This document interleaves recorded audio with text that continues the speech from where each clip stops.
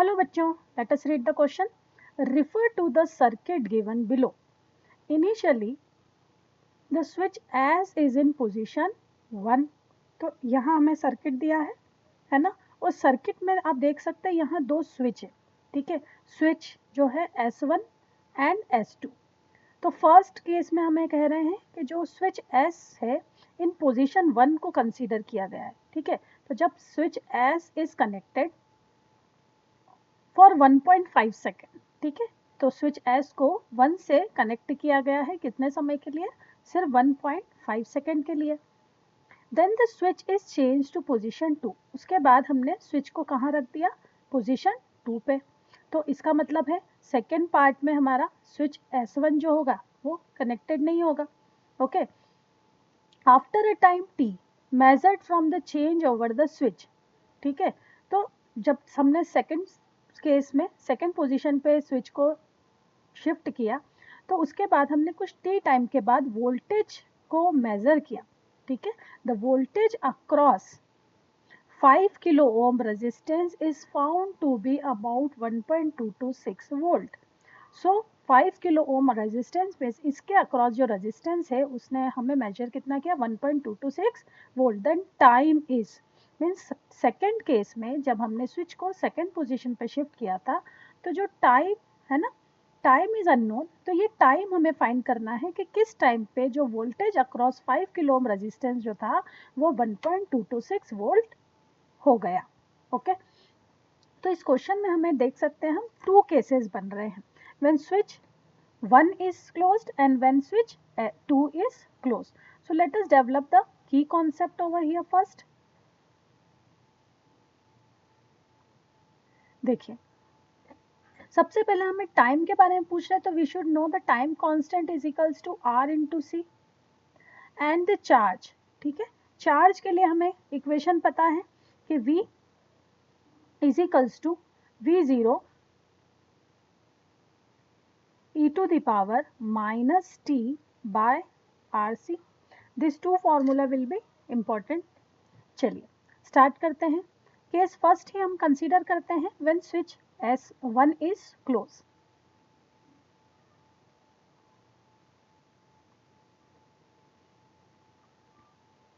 When switch 1 is for 1.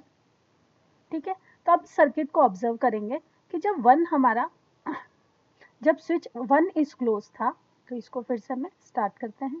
तो देखिए first हमारा स्विच S इज क्लोज्ड, ये कनेक्टेड है. अगर स्विच इस तरह से है तो हमारा जो फाइनल सर्किट जो वर्क करेगा वो कुछ इस तरह से होगा.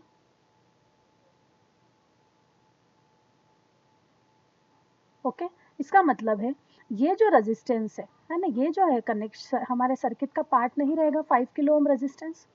ओके, तो इसके लिए है ना, जब हमने स्विच को 1.5 सेकेंड के लिए ऑन रखा है ना इस केस में, तो हम कह सकते हैं कि जो टाइम कांस्टेंट होगा है ना, फॉर टॉ 1 लेते हैं इसको फर्स्ट केस के लिए है ना, tau 1 is equals to R into C. So that will be resistance हमें गिवन है इस सर्किट में, रेजिस्टेंस हमें 10 किलो ओम है. So 10 into 10 to the power 3 into capacitance हमें दिया है 22 microfarad. So 22 into 10 to the power minus 6.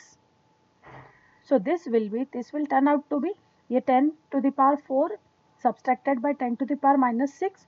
So this will become 22 into 10 to the power minus 2, or we can write 0.22 second.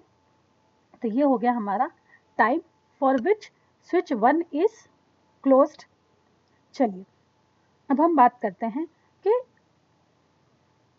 First जो switch है वो 0.22 second के लिए close किया गया है, और यहाँ पर जो हमारा जो टाइम दिया है कि फर्स्ट स्विच कितना टाइम के लिए क्लोज किया गया है, 1.5 सेकेंड के लिए.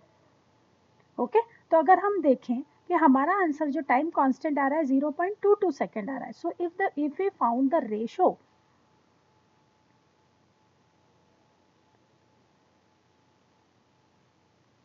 of 1.5 second to 0.22 second, है ना। तो इन दो इस टाइम का जो रेशियो आ रहा है वो कुछ डेवलप हो रहा है 6.8 टाइम्स, और हम कह सकते हैं 68%।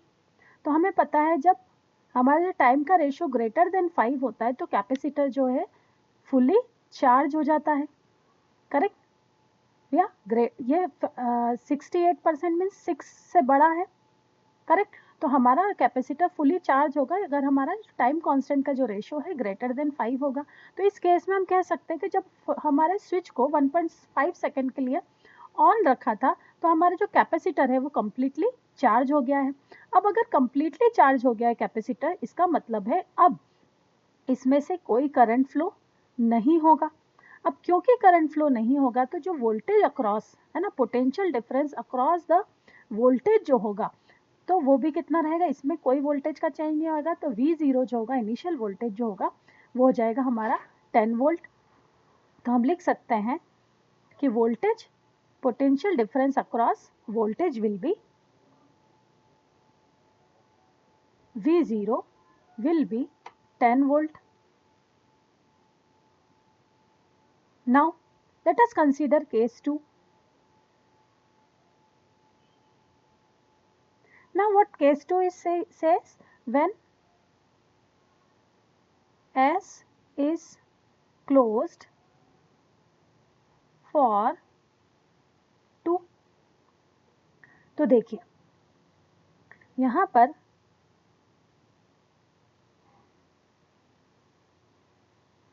इस डायग्राम में हम फिर से समझते हैं, जस्ट अ सेकेंड।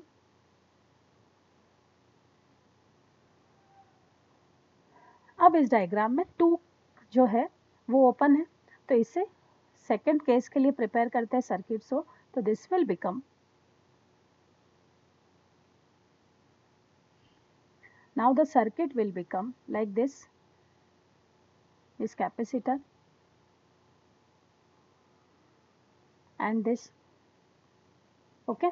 so अब हमारे पास जो सर्किट है ना, इसमें दो रेजिस्टेंस है and that we can see this two resistance are connected in series.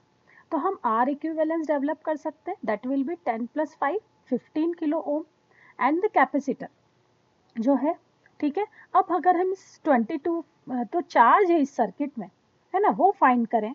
सो हम यहाँ लिख सकते हैं, सबसे पहले हम इक्विवेलेंट रेजिस्टेंस डेवलप कर लें नए सर्किट का।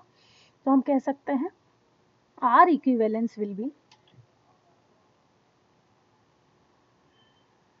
10 + 5 that is 15 kilo ohm and the charge, जो चार्ज एक्यूमुलेट हुए हैं वो हो जाएंगे V = I × R।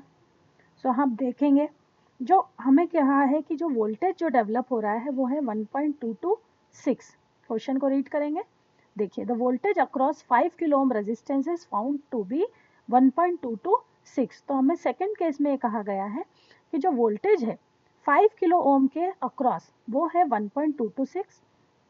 I is unknown, तो चार्ज करंट कितना फ्लो होगा देख लेते हैं, है ना। दैट विल बी, रेजिस्टेंस दिया है 5 किलो ओम के across, so 5 × 10⁻³ so we can find I is equals to 1.226 divided by 5 × 10⁻³। now यहाँ पर अब हम डेवलप करेंगे, ये तो हमारा जो करंट फ्लो है वो 5 ओम के अक्रॉस है, लेकिन जो वोल्टेज अक्रॉस कैपेसिटर VC अगर हम फाइंड करेंगे, so that will be VC potential difference across the capacitor, ठीक है, is equals to net current जो सर्किट में फ्लो हो रहा है इनटू आर इक्विवेलेंस। सो यहाँ पर I जो करंट हमने ड्रॉ किया है that will be 1.226 divide by 5 × 10⁻³ multiplied by R equivalence था हमारा 15 kilo ohm, so 15 × 10⁻³ that we will solve. तो इसकी फाइनल वैल्यू आ जाती है हमारी 3.678 वोल्ट। तो यहाँ पर हम कह सकते हैं VC voltage across capacitor VC will be 3.678 volt. Now हमें जो फाइनल इक्वेशन डेवलप हो रही है that is Vc will be equal to V0 e to the power minus t by RC. सो देखिए हम वैल्यू अप्लाई कर दें, so this will become 3.678 is equals to V0. Initial voltage जो हमने देखा है ना, हमने फाइंड कर लिया था, वो है 10 वोल्टेज ही रहेगा, into E to the power minus T, यहाँ टाइम कांस्टेंट T2 है ना, T2 भी लिख सकते हैं क्योंकि फर्स्ट को हमने क्या रेशो दिया था T1. सो मैं यहाँ लिख देती हूँ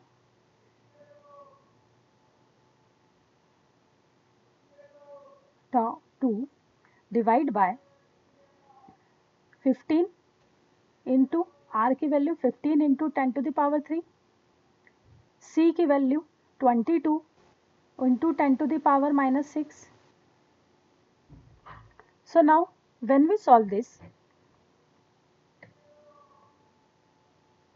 जस्ट वेट, हाँ, व्हेन वी सॉल्व दिस ये वैल्यू हमारी हो जाती है 3.678 is equals to 10 into e to the power tau 2 divide by, जब हम सॉल्व करते हैं so this will become 0.33. now अब हम e की पावर के लिए इसे सॉल्व करेंगे, so this will become e to the power tau 2 divide by 0.33 is equals to 2.72. अब इस वैल्यू को अगर हम सॉल्व करते हैं तो ये हो जाता है हमारा 330 मिली सेकेंड.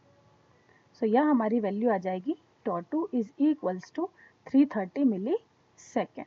और यही हमें चाहिए था कि कितने टाइम में जो वोल्टेज अक्रॉस है ना 5 ओम रेजिस्टेंस जो था 1.226 हो जाता है. सो हम देखेंगे option 330 millisecond, option A is the correct one.